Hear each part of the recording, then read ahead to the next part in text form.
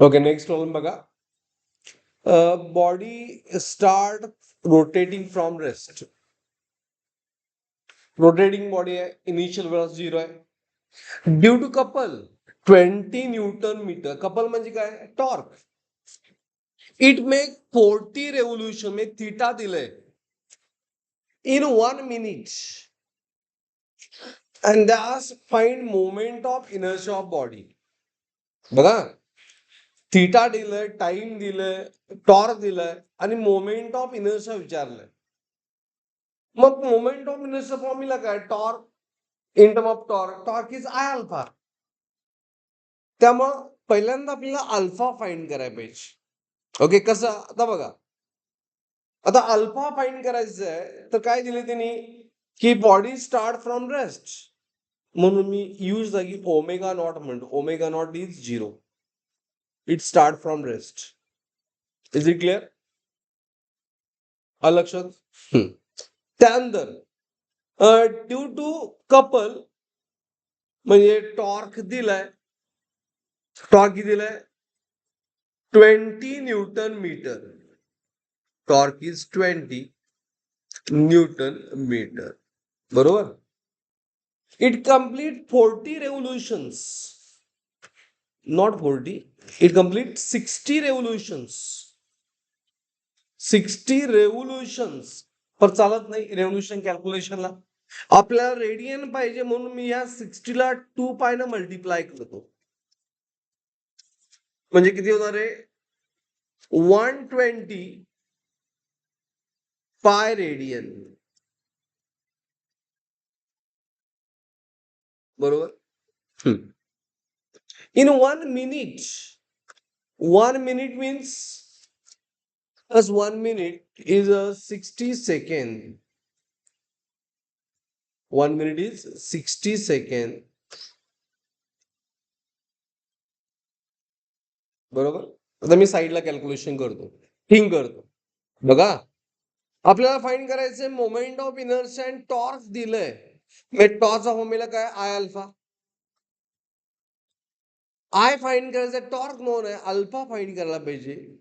आणि त्यासाठी omega naught theta in time. Final velocity दिलेली नाहीये. मग for alpha without final velocity कुठलं इक्वेशन आहे? थिंक करा. हा, बरोबर. It is a theta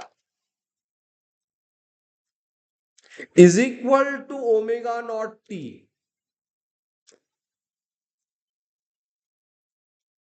half alpha t square.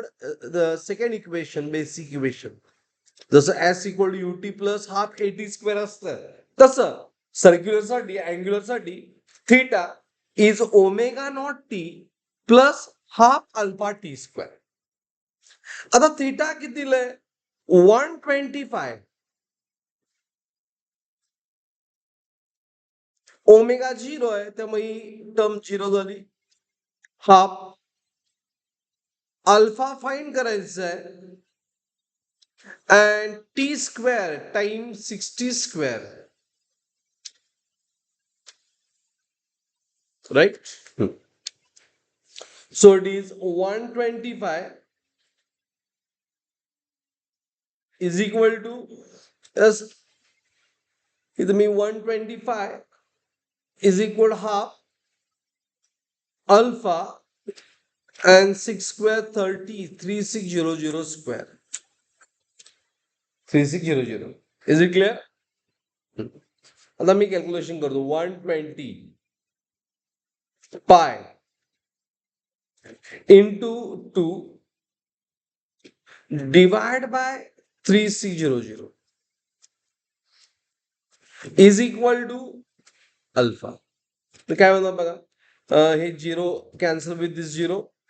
12 3 जा 36, त्यामुळे 30 आलंय.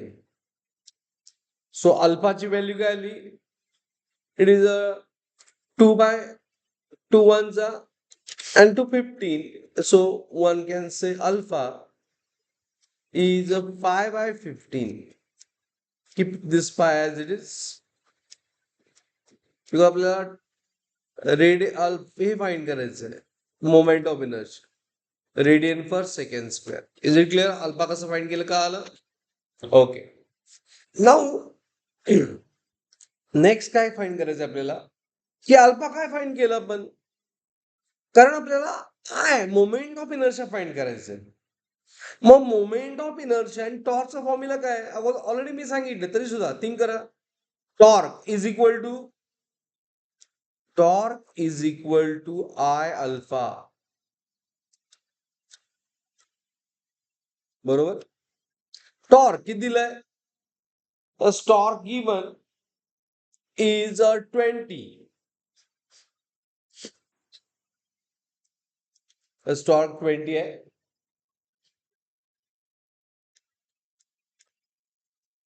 पाय 15 into alpha. So 20 into 15. 20 into 15 divided by pi is sorry alpha नहीं थे alpha pi by 15 I is equal to I.